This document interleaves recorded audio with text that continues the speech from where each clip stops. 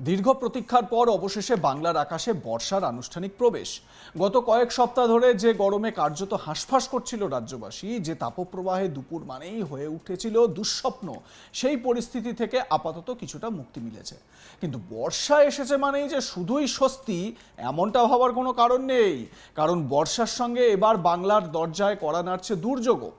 আলিপুর আবহাওয়া দপ্তরের পূর্বাভাস বলছে আগামী শনিবার পর্যন্ত উত্তরবঙ্গের বিস্তীর্ণ এলাকায় ভারী থেকে অতি ভারী বৃষ্টির সম্ভাবনা রয়েছে। দক্ষিণবঙ্গেও বজ্রবিদ্যুৎ সহ বিক্ষিপ্ত বৃষ্টি এবং ঝোড়ো হাওয়ার দাপট। অর্থাৎ গরমের হাত থেকে রেহাই মিললেও এখন নতুন চিন্তা জল, ঝড় এবং জলজট। 22শে জুন সোমবারের রাত যখন নেমে আসছে তখন বাংলার আবহাওয়ার ছবিটা স্পষ্ট। বর্ষা এখন পুরোপুরি সক্রিয়। দেশ জুড়ে দক্ষিণ পশ্চিম মৌসুমি বায়ু নতুন গতি পেয়েছে এবং পূর্ব ভারতেও তার প্রভাব ক্রমশ বাড়ছে। আবহাওয়াবিদদের মতে গত কয়েকদিনের তুলনায় বৃষ্টির প্রবণতা আরও বাড়তে পারে। কলকাতার মানুষ অবশ্য বর্ষা নিয়ে সবসময় দ্বিধায় থাকেন। একদিকে গরম থেকে মুক্তির আনন্দ, অন্যদিকে জল জমার আতঙ্ক। শহরের বহু রাস্তা, গলি, বাজার এবং গুরুত্বপূর্ণ মোড়ে সামান্য ভারী বৃষ্টি হলেই জল দাঁড়িয়ে যায়। ফলে বৃষ্টি মানেই কলকাতার কাছে স্বস্তি এবং দুর্ভোগের মিশেল। সোমবার সকালে কলকাতার সর্বনিম্ন তাপমাত্রা ছিল স্বাভাবিকের নিচে। দিনের বেশিরভাগ সময় আকাশ মেঘলা ছিল, কোথাও কোথাও বিক্ষিপ্ত বৃষ্টি হয়েছে। রাত বাড়ার সঙ্গে সঙ্গে মেঘের ঘনত্ব আরও বাড়ছে। আবহাওয়ার মডেল অনুযায়ী সন্ধ্যার পর থেকে বজ্রগর্ভ মেঘের সৃষ্টি এবং স্থানীয়ভাবে বজ্রবিদ্যুৎ সহ বৃষ্টির সম্ভাবনা রয়েছে। কিছু এলাকায় মাঝারি থেকে ভারী বর্ষণও হতে পারে। কলকাতার জন্য সবচেয়ে গুরুত্বপূর্ণ খবর হলো বুধবার থেকে আবার বৃষ্টির পরিমাণ বাড়ার সম্ভাবনা। আবহাওয়া দপ্তর জানিয়েছে শহর এবং শহরতলিতে 30 থেকে 40 কিলোমিটার বেগে দমকা হাওয়া বইতে পারে। সঙ্গে বজ্রবিদ্যুৎ সহ বৃষ্টির সম্ভাবনাও যথেষ্ট। যদিও আপাতত কলকাতার জন্য কোনো বড়সড় সতর্কতা জারি করা হয়নি, তবুও পরিস্থিতির উপর নজর রাখা হচ্ছে। দক্ষিণবঙ্গের ছবিটাও কম নাটকীয় নয়। হাওড়া, হুগলি, উত্তর 24 পরগনা, দক্ষিণ 24 পরগনা, নদিয়া, পূর্ব পশ্চিম মেদিনীপুর, ঝাড়গ্রাম, পূর্ব পশ্চিম বর্ধমান, বীরভূম এবং মুর্শিদাবাদ প্রায় সর্বত্রই আগামী কয়েকদিন বজ্রবিদ্যুৎ সহ বৃষ্টির সম্ভাবনা রয়েছে। কোথাও কোথাও দমকা ঝোড়ো হাওয়া বইতে পারে। হলুদ সতর্কতা জারি হয়েছে একাধিক জেলায়। তবে দক্ষিণবঙ্গের মানুষের জন্য একটি খারাপ খবর রয়েছে। বৃষ্টি হলেও ভ্যাপসা গরম পুরোপুরি বিদায় নিচ্ছে না, বরং বৃষ্টির ফাঁকে ফাঁকে আর্দ্রতার মাত্রা বেড়ে যাওয়ায় অস্বস্তি বজায় থাকতে পারে। অর্থাৎ বৃষ্টি হবে কিন্তু ঘামও থাকবে। এটাই বর্ষার শুরুতে বাংলার চিরাচরিত ছবি। অন্যদিকে উত্তরবঙ্গে পরিস্থিতি অনেক বেশি উদ্বেগজনক। দার্জিলিং, পাহাড়, কালিম্পং, জলপাইগুড়ি, আলিপুরদুয়ার, কোচবিহার জেলায় ভারী থেকে অতি ভারী বৃষ্টির পূর্বাভাস রয়েছে। বিশেষ করে জলপাইগুড়ি এবং আলিপুরদুয়ারে কমলা সতর্কতা জারি করা হয়েছে। পাহাড়ি এলাকায় ধস নামার আশঙ্কা। টানা বৃষ্টির জেরে ছোট বড় নদীগুলির জলস্তরও বাড়তে শুরু করেছে। উত্তরবঙ্গে বর্ষার আসল বিপদ শুরু হয় পাহাড়ি ঢল থেকে। কয়েক ঘন্টার প্রবল বৃষ্টি কখনো কখনো নিচু এলাকায় হড়পা বানের পরিস্থিতি তৈরি করে। নদীর জল আচমকা বেড়ে যায়, রাস্তা বিচ্ছিন্ন হয়ে পড়ে, পাহাড়ি সড়কে ধস নামলে পর্যটকরা আটকে পড়ে। এবারও সেই আশঙ্কা তৈরি হচ্ছে। ইতিমধ্যেই ডুয়ার্স এবং পাহাড়ের বিভিন্ন এলাকায় গাছ ভেঙে পড়ার খবর এসেছে। স্থানীয় প্রশাসন সতর্ক অবস্থায় রয়েছে, পর্যটকদেরও সাবধানে চলাফেরার পরামর্শ দেওয়া হয়েছে। বর্ষা নিয়ে বাংলার মানুষের মনে সবসময় এক ধরনের আবেগ কাজ করে, কারণ এই বৃষ্টি কৃষকের জন্য আশীর্বাদ। মাঠে ধান রোপণের প্রস্তুতি শুরু হয়ে যায়, পুকুর, খাল, বিল ভরে ওঠে, ভূগর্ভস্থ জলের স্তর বাড়ে। কিন্তু একই সঙ্গে এই বর্ষাই শহরের নিকাশি ব্যবস্থার সীমাবদ্ধতাকেও নগ্ন করে দেয়। কলকাতার নাগরিকদের প্রশ্ন একটাই, বৃষ্টি নামলেই কি আবার রাস্তায় হাঁটু জল? এই যে দুদিন আগে বৃষ্টিটা হলো, তাতেই একেবারে জল থই থই অবস্থা হয়ে গিয়েছিল। প্রতি বছর একই ছবি দেখা যায়।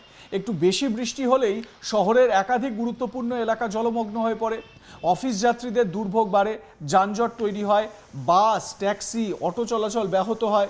অনেক সময় হাসপাতাল এবং স্কুলের সামনে জল জমে যায়। ফলে আবহাওয়া যতটা না প্রাকৃতিক বিষয়, তার চেয়ে বেশি হয়ে ওঠে নগর পরিকল্পনার পরীক্ষা। সেই সময় জল জমার একেবারে সিচুয়েশন। তারপর জলটা একটু যখনই নামলো, কাদা প্যাচপ্যাচে অবস্থা, একেবারে নর্দমার জল আর বৃষ্টির জল একাকার হয়ে যায় মিলেমিশে। এই মুহূর্তে আবহাওয়াবিদদের মতে বঙ্গোপসাগরে জলীয় বাষ্পের পরিমাণ যথেষ্ট বেশি, ফলে বৃষ্টির জন্য অনুকূল পরিবেশ তৈরি হয়ে রয়েছে। সোজা কথা যদি বলতে যাই তাহলে বিষয়টা হচ্ছে যে কোনো সময় বৃষ্টি ভাসিয়ে দেবে। আগামী কয়েকদিন আকাশের এই অস্থিরতা বজায় থাকতে পারে। বজ্রবিদ্যুৎ সহ বৃষ্টি এবং ঝোড়ো হাওয়ার ঘটনাও ঘটতে পারে। বিশেষজ্ঞরা বলছেন জলবায়ু পরিবর্তনের কারণে বর্ষার চরিত্রও বদলাচ্ছে। আগে টানা হালকা বৃষ্টি হতো, এখন অনেক সময় দীর্ঘ বিরতির পর অল্প সময়ে অতিবৃষ্টি হচ্ছে, ফলে জল নিকাশি ব্যবস্থার উপর চাপ বাড়ছে। জলস্তর দ্রুত বেড়ে যাচ্ছে, কৃষিক্ষেত্রেও এর প্রভাব পড়ছে। বাংলার জন্য আগামী 5 থেকে 7 দিন তাই অত্যন্ত গুরুত্বপূর্ণ। উত্তরবঙ্গে বৃষ্টি বিপজ্জনক রূপ নিতে পারে, দক্ষিণবঙ্গে বজ্রবিদ্যুৎ এবং ঝোড়ো হাওয়ার ঝুঁকি থাকবে। কলকাতায় মাঝে মধ্যে বৃষ্টির দাপট বাড়বে। বুধবার থেকে শহরে বর্ষার প্রভাব আরও স্পষ্ট হতে পারে। রাত বাড়ার সঙ্গে সঙ্গে তাই ছাতা হাতের কাছে রাখাই বুদ্ধিমানের কাজ। যারা ভোরে কাজে বেরোবেন তাদের আবহাওয়ার আপডেট দেখে বেরোনো উচিত। পাহাড়ে ভ্রমণের পরিকল্পনা থাকলে সতর্ক থাকা জরুরি। যদি আমার সাজেশন নেন তাহলে বলবো এই বর্ষা পরিস্থিতিতে পাহাড় ট্রিপটা আপনারা ক্যান্সেল করুন। নদী সংলগ্ন এবং নিচু এলাকার বাসিন্দাদেরও প্রশাসনের নির্দেশ মেনে চলার পরামর্শ দেওয়া হচ্ছে। একটা বিষয় অবশ্য নিশ্চিত, জুনের শেষ সপ্তাহে বাংলার আকাশে এখন বর্ষারই রাজত্ব। দাবদাহের অত্যাচার আপাতত পিছনের সারিতে, সামনে এখন মেঘ, বৃষ্টি, বজ্রপাত আর ঝোড়ো হওয়ার দিন। প্রশ্ন শুধু একটাই, এই বর্ষা কতটা স্বস্তি দেবে আর কতটা দুর্ভোগ, ও তার উত্তর লুকিয়ে আগামী কয়েকদিনের আকাশে। দেখুন, বঙ্গোপসাগরে যেটা দেখা যাচ্ছে যে প্রচুর পরিমাণে জলীয় বাষ্প তৈরি হয়ে রয়েছে। আর এই প্রচুর পরিমাণে জলীয় বাষ্প হওয়ার মানেই হচ্ছে বৃষ্টির জন্য অনুকূল পরিস্থিতি। যে কোনো সময় বৃষ্টি হতে পারে, যে কোনো সময় ভাসিয়ে দিতে পারে, যে কোনো সময় বিপর্যয় ডেকে আনতে পারে। আমরা সাধারণত আমাদের রাজ্যে বর্ষার যে এই সিচুয়েশনটা দেখেছি, তাতে করে কিন্তু বর্ষা হলেই বর্ষার বৃষ্টি তো এইরকমই একেবারে মানে অস্থির করে তোলে। এখনই হঠাৎ করে ঝেপে বৃষ্টি নেমে এলো, তারপরেই আবার বৃষ্টিটা একটু থামলো, গুমোট ভাব, ভ্যাপসা গরম, আর্দ্রতা বাড়ছে, এই রকম পরিস্থিতি। আবার দেখা যাবে কিছুক্ষণ পর আবার বৃষ্টি হলো। তো এই রকম যখন বৃষ্টি এরকম হতেই থাকে তখন কিন্তু জল জমার যে সমস্যাটা, সেই সমস্যা দেখা যায়।